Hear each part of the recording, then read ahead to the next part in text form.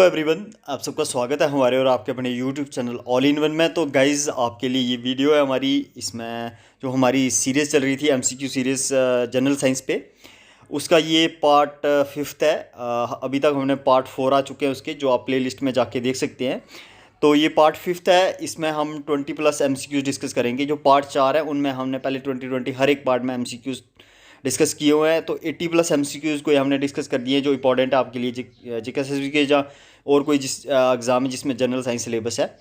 तो गाइज़ इस वीडियो में हम बात करेंगे इन्हीं के। तो उससे पहले आपने क्या करना है, चैनल को सब्सक्राइब कर लेना अगर अभी तक नहीं किया है, वीडियो को लाइक कर लेना है और शेयर भी करना है। तो गाइज़ आज का जो फर्स्ट एमसीक्यू रहेगा यहाँ पे, तो इसको देखते हैं हम क्या है आपके लिए ये। Which of the following is an example of simple permanent tissue in plants. आपको बताना है कि इनमें से कौन सी एग्जाम्पल है simple permanent tissue in plants. ठीक है, तो ऑप्शन है आपके पास sieve tubes, B sclerenchyma, D phloem, D xylem. तो आपको बताना है इनमें से कि जो सिंपल परमानेंट टिश्यू है जो प्लांट्स में वो कौन सा है। ठीक है, तो गाइज इसका आंसर जो रहेगा बी रहेगा, स्केलेनकाइमा। ये सिंपल परमानेंट टिश्यू है प्लांट्स में। तो गाइज आपने क्या करना है, इन एमसीक्यूज़ को सॉल्व करने की कोशिश करनी है खुद। पहले मेरे आंसर बताने से पहले आपको खुद सॉल्व करने की कोशिश करनी है। तो आप इससे अपनी परफॉर्मेंस एनालाइज कर पाओगे, तो आप कि कितना आपने पढ़ा है और कितना आपको पढ़ने की ज़रूरत है और किस लेवल के एमसीक्यूज़ आते हैं। ठीक है, ये एमसीक्यूज़ आपकी प्रिपरेशन को बूस्ट करने में काफ़ी ज़्यादा हेल्प करेंगे। तो नेक्स्ट एमसीक्यू है जो हमारा, in which of the following population interaction both species get harmed.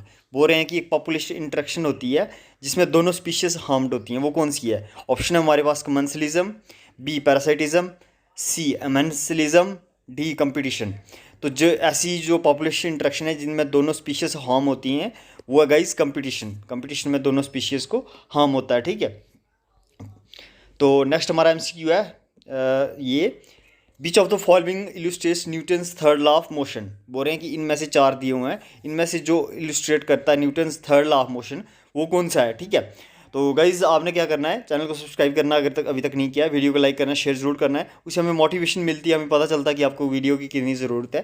ठीक है, तो ऑप्शन हमारे पास क्या है, hydrogen spectral series, B X ray, C recoiling force of gun, D AC generator. तो गाइज जो न्यूटन का थर्ड लॉ को इलस्ट्रेट करता है वो है सी, रिकॉइलिंग ऑफ गन। ठीक है, और नेक्स्ट जो हमारा एमसीक्यू है गाइज ये है, which of the following fuels has the highest calorific value.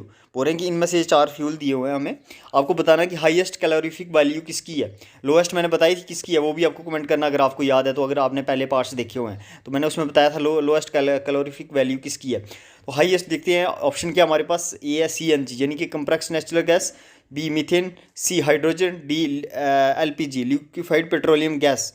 तो गाइज सबसे जो कम कैलोरीफिक वैल्यू होगी वो किसकी होगी, तो आंसर करने की खुद आपने कोशिश करनी है। गाइज ये सबसे सॉरी हाईएस्ट है, कम मैंने आपको पूछा कमेंट करना, और हाईएस्ट जो होगी वो हाइड्रोजन की होगी कैलोरीफिक वैल्यू। ठीक है, तो नेक्स्ट हमारा जो है ये एमसीक्यू ये है, the process of depositing a layer of any desired metal on another material by means of electricity is called. बोल रहे हैं कि वो प्रोसेस जिससे हम क्या करते हैं, एक लेयर जो जो हम चाहते हैं वो लेयर एक मेटल के ऊपर एक और मेटल की लेयर लगा देते हैं, तो उसको हम क्या बोलते हैं, किसकी मदद से, इलेक्ट्रिसिटी की हेल्प से। ठीक है, एक मेटल के ऊपर दूसरे मेटल की लेयर लगा देते हैं हम, तो उसको क्या बोलेंगे हम, ए इलेक्ट्रोप्लेटिंग बोलेंगे, बी एमलगमेशन बोलेंगे, सी इलेक्ट्रोस्ट्रिक्शन बोलेंगे, डी सेंट्रीफ्यूगेशन बोलेंगे। तो क्या बोलेंगे, आंसर क्या है, आपको क्या लगता है क्या होगा इसका आंसर, तो आंसर करने की कोशिश करनी है खुद। गाइस इसका आंसर जो रहेगा इलेक्ट्रोप्लेटिंग रहेगा। ठीक है, नेक्स्ट जो हमारा एमसीक्यू है गाइज ये है, which is the upper most layer of the earth atmosphere. तो गाइज आपको बताना है कि अर्थ की जो अपर मोस्ट लेयर अर्थ की वो कौन सी है। ठीक है, मिजोस्फीयर, बी स्ट्रेटोस्फीयर, सी एक्सोस्फीयर, डी ट्रोपोस्फीयर। तो गाइज इसका आंसर क्या रहने वाला है, अपर मोस्ट लेयर अर्थ की कौन सी होगी, एक्सोस्फीयर। ठीक है, एक्सो बाहर वाली, सबसे बाहर वाली, इसको हम एक्सोस्फीयर बोलेंगे। तो गाइज़ आपने क्या करना, अगर अभी तक चैनल को सब्सक्राइब नहीं किया चैनल को सब्सक्राइब करना, वीडियो को लाइक शेयर जरूर करना है, और अगर आपकी कोई सजेशन है तो कमेंट करना आपने। लाइक शेयर और सब्सक्राइब से हमें मोटिवेशन मिलती है, आप करते हो तो हमें लगता है कि आपको वीडियो की कितनी ज़रूरत है। तो गाइज़ मैं आपको बता दूं ये एमसीक्यूज़ आपके लिए बहुत इंपॉर्टेंट है, आपकी प्रिपरेशन को बूस्ट करेंगे। आपने बुक्स को तो पढ़ना ही पढ़ना है, पर इन एडिशन टू दैट आपको क्या करना है कि ये एमसीक्यूज़ भी तैयार करने हैं, क्योंकि ये पुराने जीकेएसएस के जो रिसेंट एग्जाम्स हुए हैं उनमें से एमसीक्यूज़ लिए हैं। इससे आपको आइडिया हो जाएगा किस टाइप की जीकेएसएस ये एमसीक्यू फ्रेम करता है। जब आप स्टडी करोगे तो आपको खुद ही लगेगा कि ऐसा एमसीक्यू जीकेएसएस भी बना सकता है, ठीक है। तो ये रहेगा। और ये एमसीक्यूज़ हो सकता है ऐसे ही सेम एमसीक्यू थोड़ा घुमा फिरा के आपको दोबारा भी एग्जाम में आ जाए, तो इससे आपकी प्रिपरेशन भी हो जाएगी, ठीक है। तो गाइज़ आपने क्या करना है, वीडियो को लाइक शेयर जरूर करना है, ठीक है। तो ये हमारा एमसीक्यू है, इसमें पूछा हुआ है pernicious anaemia is cause due to deficiency of. बोल रहे हैं कि एक पर्निशियस एनीमिया होता है वो किसकी डेफिशिएंसी से होता है, कौन से विटामिन की।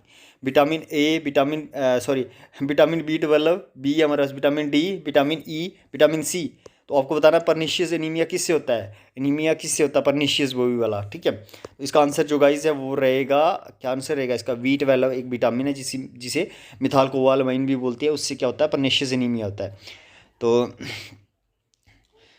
गाइज ये नेक्स्ट एमसीक्यू हमारा क्या है, ये which of the following non conventional energies has its source from hot spring. बोल रहे हैं कि इनमें से कौन सी जो नॉन कन्वेंशनल एनर्जी है, एक होता है कन्वेंशनल एनर्जी सोर्सेज, एक होता है नॉन कन्वेंशनल। तो ये हमें पूछ रहे हैं कि नॉन कन्वेंशनल जो एनर्जी है जिसका सोर्स क्या है, हॉट स्प्रिंग्स है, आपको बताना है कौन सी एनर्जी है वो। तो गाइज आंसर हमारे पास जो ऑप्शंस है, tidal energy, solar energy, hydro power energy, geothermal energy. तो क्या इसका जो है सोर्स होगा non conventional energies has it source from hot springs, कौन सी एनर्जी होगी। तो गाइज वो जियोथर्मल लग रहा है ना, थर्मल लगा हुआ इसमें, तो जियोथर्मल एनर्जी जो है वो एक सोर्स होगा हॉट स्प्रिंग्स से, ठीक है। तो नेक्स्ट हमारा एमसीक्यू है गाइज, ये है 11th एमसीक्यू इस वीडियो का, ऐसे 91st एमसीक्यूज़ है। हमने और जो जैसे कि इंडियन हिस्ट्री, कल्चर, ज्योग्राफी पे भी एमसीक्यूज़ लाए हुए हैं, वो आप प्लेलिस्ट में जाके देख सकते हैं।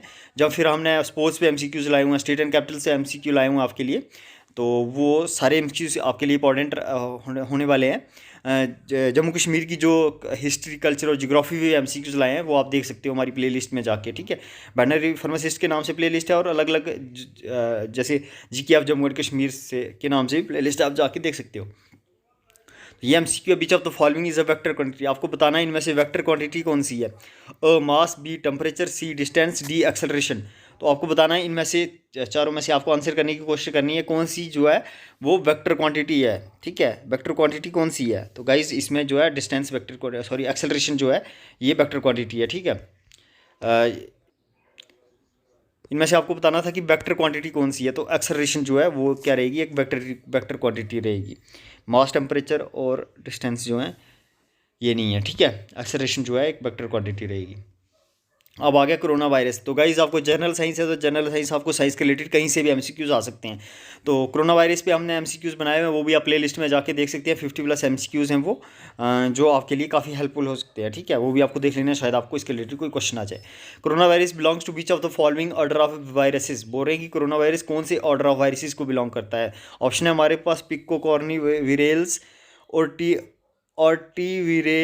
वायरल्स, पिकोवायरल्स, निडोवायरल्स। तो आपको बताना कौन से ऑर्डर को बिलोंग करता है। तो गाइज इसका आंसर जो रहेगा डी रहेगा, निडोवायरल्स। देखते हैं क्या इसका आंसर है, हाँ निडोवायरल्स इसका सही आंसर रहेगा। तो नेक्स्ट एमसीक्यू मुझे बड़ा अच्छा एमसीक्यू लगा, ये थोड़ा टफ लेवल का एमसीक्यू है। What is the exudation of drops of xylem sap on the tips और edges of vascular plant leaves. बोल रहे हैं कि जो एक्सुडेशन ऑफ ड्रॉप्स होती है जाइलम की सैप की ऑन द टिप्स और एजेस ऑफ वेस्कुलर प्लांट्स, उसको हम क्या बोलते हैं। हमारे पास ऑप्शन है इम्बाइवेशन, ग्रेटेशन, अडेशन, कोहिसियो। तो गाइज जो इसका आंसर सही रहेगा वो क्या रहेगा, वो गटेशन रहेगा। गुटेशन इसका जो सही टर्म हम यूज़ करते हैं किसके लिए, जो एक्सुडेशन होती है किसकी, drops of xylem sap on the tips of or edges of vascular plants, ठीक है। तो नेक्स्ट हमारा एमसीक्यू जो है गाइज, आपको क्या करना है इस एमसीक्यू में, आपको क्या करना है, pick the characteristic feature of plane mirror. तो आपको प्लेन मिरर का करेक्टरिस्टिक फीचर बताना है, क्या होता है उसका, क्या प्लेन मिरर रियल इमेज बनाता है, बी डायमेंशनल इमेज बनाता है, सी एनलार्ज इमेज बनाता है, डी लेटरल इन्वर्जन करता है। तो गाइज इसका आंसर क्या रहने वाला, आपको आंसर करने की मुझे लगता है डी इसका आंसर है। तो देखते हैं क्या आंसर है, हाँ डी इसका आंसर है। जो करेक्टरिस्टिक फीचर है प्लेन मिरर का वो क्या करता है, लेटरल इन्वर्जन करता है, ठीक है। तो गाइज़ अगर आपने अभी तक हमारे चैनल को सब्सक्राइब नहीं किया तो चैनल को सब्सक्राइब कर लेना, वीडियो को लाइक शेयर ज़रूर करना है, और अपनी कोई सजेशन है तो कमेंट में आपको कमेंट ज़रूर करनी है। तो ये एमसीक्यू हमारा देखते हैं इसमें। ये काफ़ी बार एग्ज़ाम में आता है, बहुत बार मैंने देखा बहुत सारे एग्जाम में।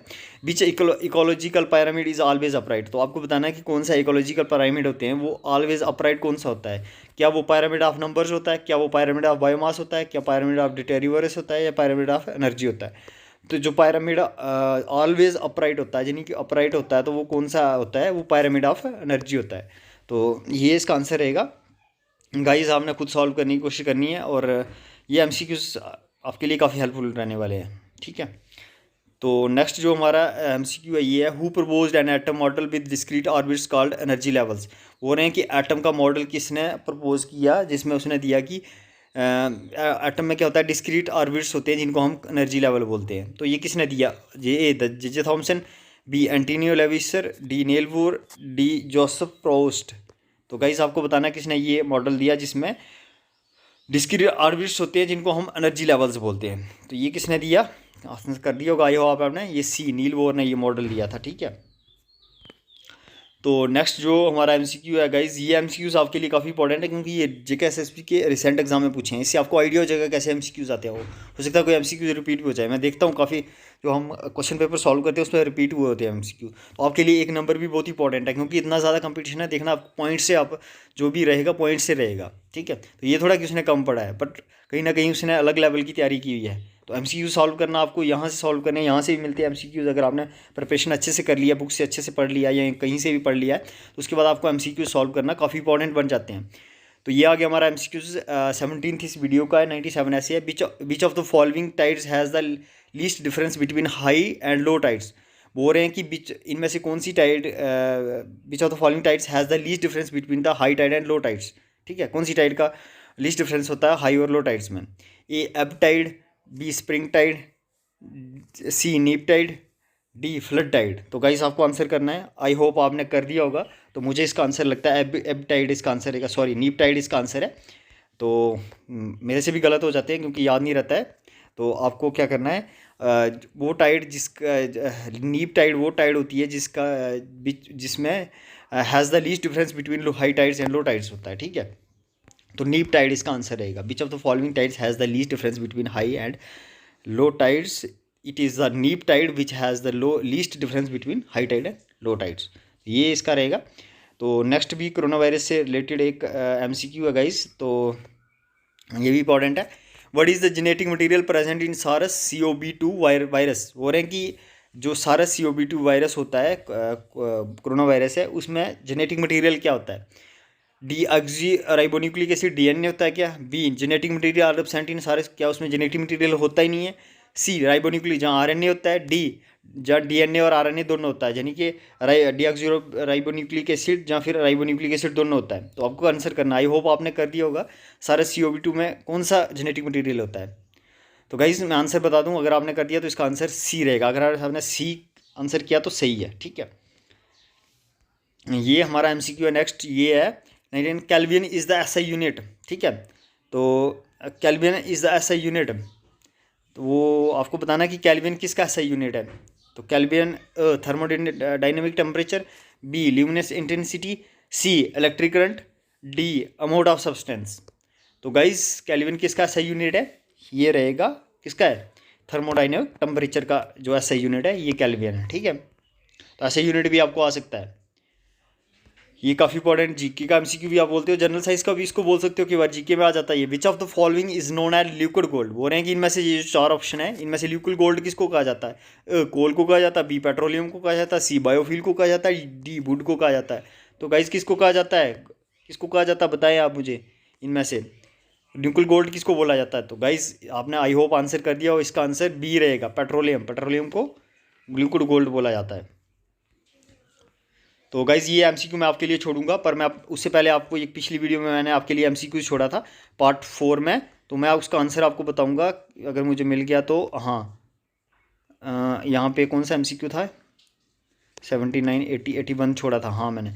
Galvanometer is used to detect, तो ये मैंने आप पूछा था, काफ़ी बंदों ने कमेंट किया था, उनका आंसर राइट था।